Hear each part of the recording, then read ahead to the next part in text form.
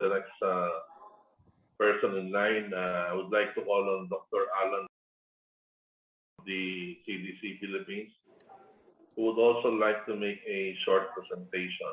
Dr. Landrito, the next person in line, I would like to call on Dr. Alan Landrito. Dr. Landrito, you have the floor. Thank you very much, Honorable Chair. I would like to share my slides. Okay, I'm sharing my slides. So the title I selected is What's Good with the COVID-19 Vaccines. First of all, I'm Dr. Alan Landrito, Medical Officer at City Health Department of Muntinlupa, also member of the CDCPH, Doctors for Life and Frontline COVID-19 Critical Care Alliance. Before I do this, I would like to put a touch on spiritual and social, more humane aspect of the matter. No? So I would like to quote Ecclesiastes 9:12 from the second most wise person who ever walked the earth. He said, "For a man does not know his time, just as fish are caught in an evil net, and birds are caught in a trap. So the sons of men are ensnared in a time of disaster, when it suddenly overtakes them." So we know very well that this disaster has really overtaken us for now, nearly for just 4 days from now, 21 months. No? And in the Philippines, we are number 19. We rank number 19. We have 2.8 million cases, and we have 49,500, nearly 500 deaths. And so I would like to open up, let's revisit just for a short, the 4 pillars in pandemic response. We are on the 4th already. That we have first the contagion control, early home treatment, late stage or hospitalization, then vaccination. Contagion, we did, AATF has to be commended. We have done a very good work on that, as well as the DOH, face masking, all that, no? Implementation of all these things. Early home treatment and hospitalization, we had our share of casualties of fatality, 49,500. That's too much. We could have done better in early home treatment hospitalization. In my experience, we have, if I may just cite what I have experienced, I'm about to publish in an international journal my study on 1,273 subjects. On prophylaxis, we have 95% success on that. And then just recently, November 25, we had a Philippine COVID Summit held here on November 25. And I was tasked to give the keynote address, and I was saying there that that was a very important event because we had, for our guest speakers, the best people who have done the best things for the pandemic. And we have Dr. Peter McCullough there. We also have Dr. Percory, Dr. Ryan Cole from the CDCPH, as well as our very own Dr. Marivic Villa, and Dr. Sabine Steinberg also, and Dr. Rafael Castillo, who discuss about natural immunity against vaccine-derived immunity. And I got the privilege to discuss with Dr. Marivic Villa. She was telling, in the US, she's handling the biggest nursing homes in Florida, and it's in the whole states, handling thousands of patients. And she was too proud to say that she has never a single case of hospitalization. So we have done very good strides in handling patients before even brought to the hospitals. And we know if we can go back from March last year, then I suppose, the wisdom that we have already gathered, we will have stopped and the pandemic in the whole world as early as September last year. It could have gone only for 6 months. That's how far we are convinced that we know about therapeutics and preventives. And so what is the essence of these 4 pillars of the pandemic response? It is to conduct every response with the least collateral damage. And now let's talk on the 4th pillar, which is vaccination, the aim of which is herd immunity. This is very familiar with the Congress, no? With the August body, because this emanated from you, the Republic Act number 11525, to establish the COVID-19 vaccine program in expediting vaccine procurement, administration, and providing the funds thereof. And why? You know, Section 2, letter C states it recognizes the experimental nature of the COVID-19 vaccines. So the Congress and the legislature fully knows well that this vaccine is experimental and that efforts are to be goaded on compensating any serious adverse effects, also SAEs, they call, arising from the use of COVID-19. And what are these SAEs? It's they have to provide remunerations for those who were hospitalized, those who had permanent disability, and those who even died, and they know it fully well. And so this Republic Act was approved in February 26, 2021. Now, when we talk about vaccine, it always occurs to us because we are familiar with the dengue vaccine tragedy which took place in the Philippines. Launched in April 2016 in Metro Manila, Calabarzon, and Central Luzon, about 700,000 plus children 10 to 12 years of age were vaccinated. And months thereafter, starting September onwards, even 2 or 3 years after, these children are having hemorrhagic syndrome. They're bleeding.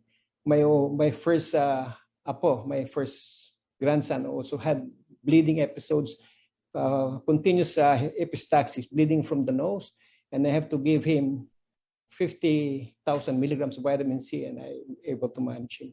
But sadly, many children never had that benefit. They died, about 600 plus of them.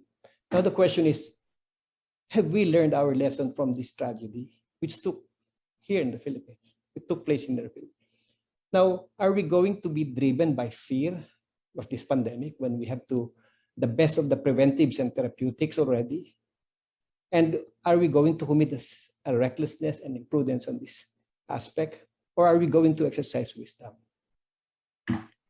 Now, if we look into the updates of the Philippine COVID-19 vaccination program, while our total population is 111 million plus, the vaccinated, I did the mathematics, is about 47.82% already.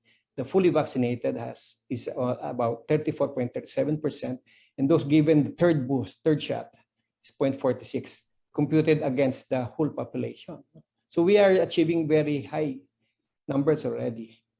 But we lack data. How many of them got breakthrough infection? When we say breakthrough infection, they were vaccinated and yet they still got COVID. We need data on that. How many among them got the severe adverse effects, who were hospitalized, permanently disabled, and who died? We don't know the figures. Although Dr. Agbayani was showing that the fatality was already 1,500. Okay. Now let me show you what is these serious adverse effects. I have data from the US VAERS. VAERS means Vaccine Adverse Events Reporting System of the US. Anaphylaxis, this is the extreme allergy. No?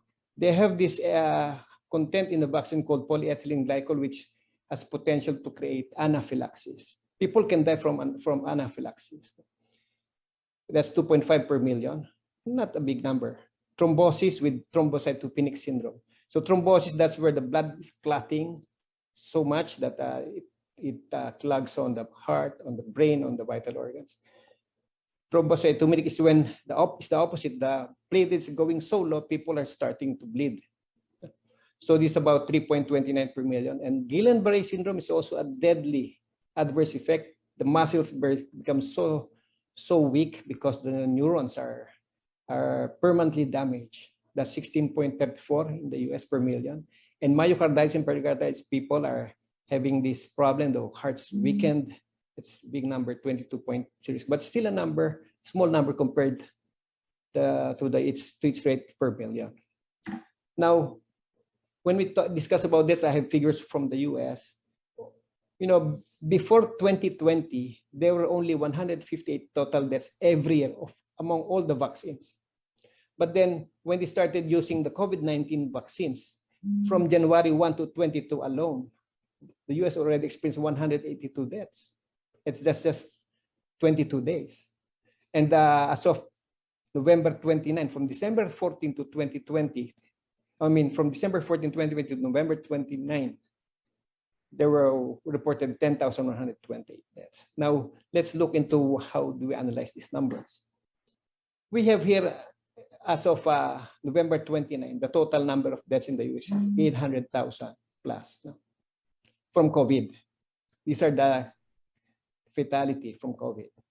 But then those who died from the vaccines is 10,128. Let's compare the number then.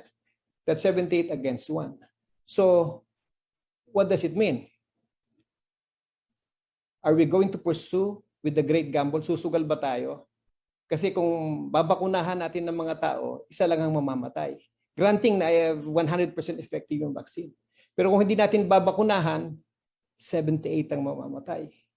So it seems likely that the best option is really to vaccinate, and it's really a good vaccine, right?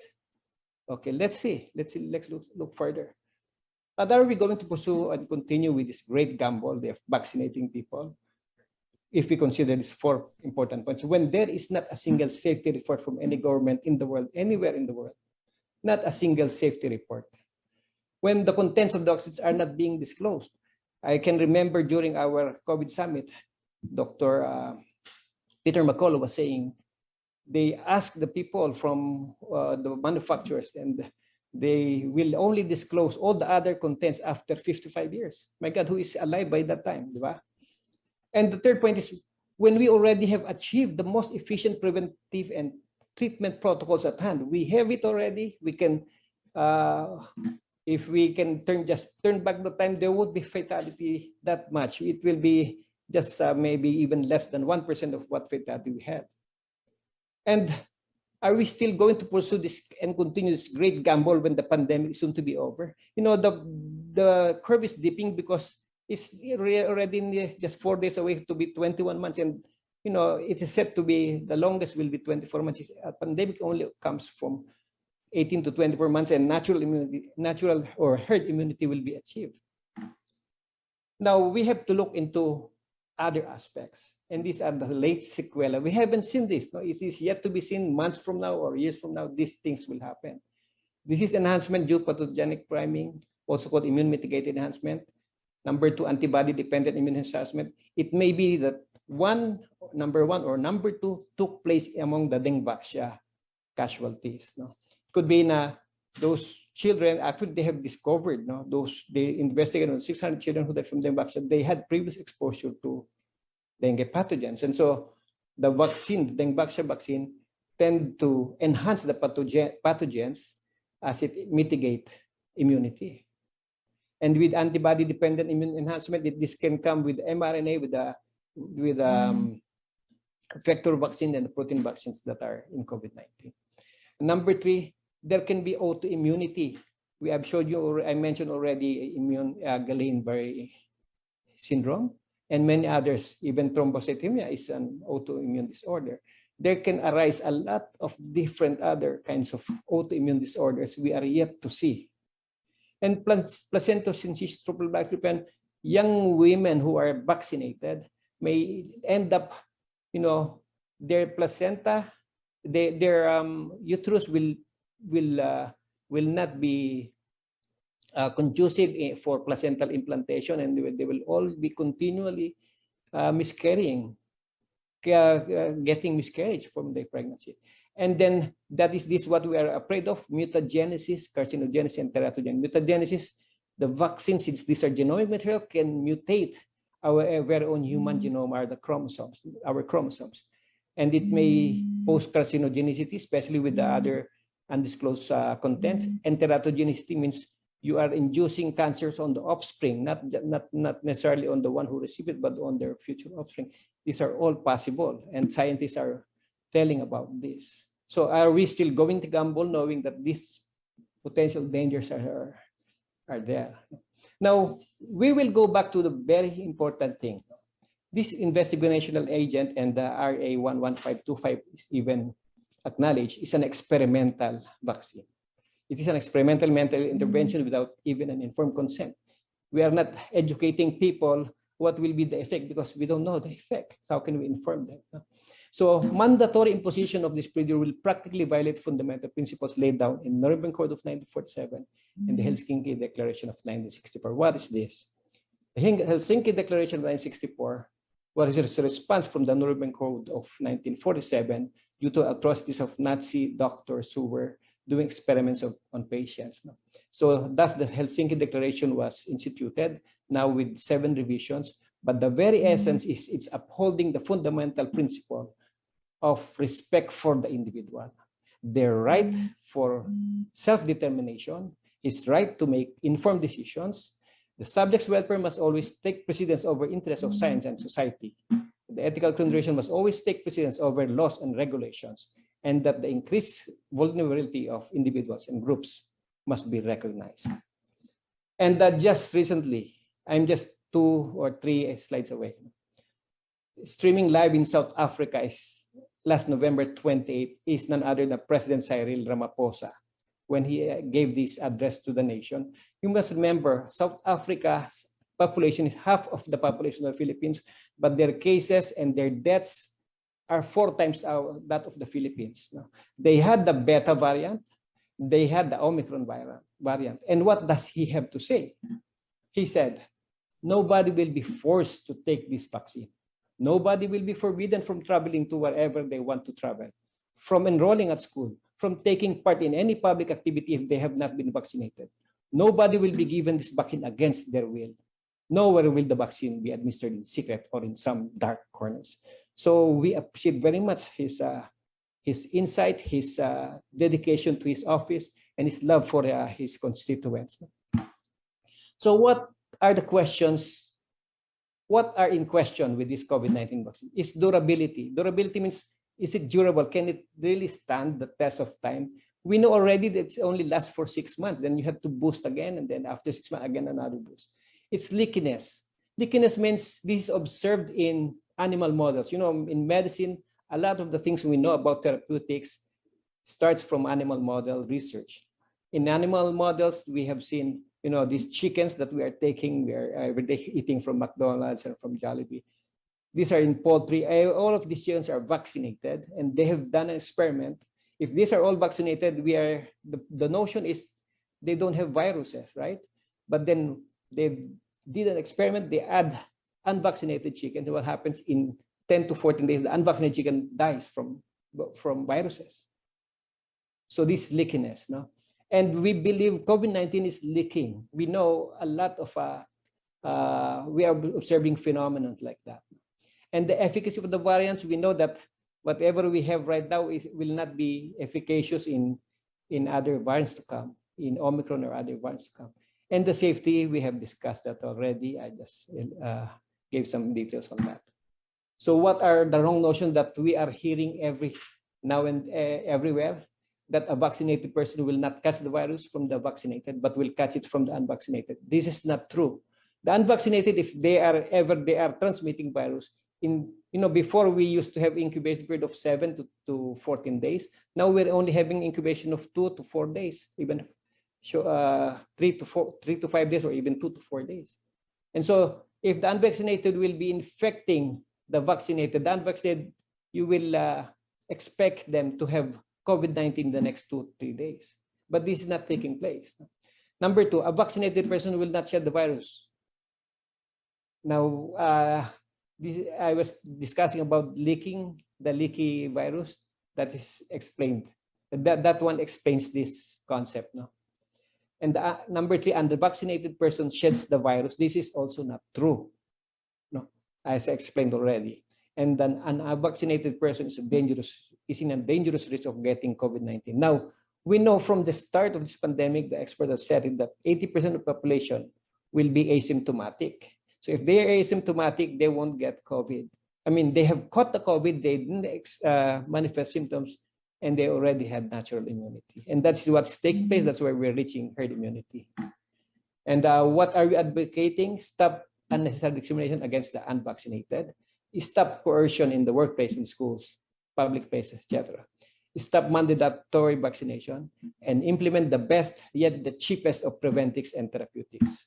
And lastly, let me quote again Ecclesiastes, from Ecclesiastes. It's now from 9:17-18. It says there, better to heed the calm words of the wise than the shouts of the one ruling among fools. Wisdom is better than weapons of war, but just one sinner can destroy much good. Good afternoon to all. Thank you, Dr. Landrito, for the very good presentation. Tama po kayo. Sa akin pong pananaw, marami ho dyan vaccinated but they don't realize that they're already COVID positive. Sa akin, mas nakakatakot yun kasi ang feeling ng vaccinated, na walang nararamdaman, okay siya. But I heard some talagang mga nangyari na these people were vaccinated and they were tested for RT-PCR and they were shown to be positive. Pero wala akong nararamdaman. So, mas nakakatakot po sa akin yung ganun. Naglalakad siya kung saan-saan, vaccinated siya, pinapasok siya sa mga restaurant kung saan-saan. Hindi siya na-require ng mga testing, basta lang, vaccination card. Yung pala, carrier na. Yung po nakakatakot doon.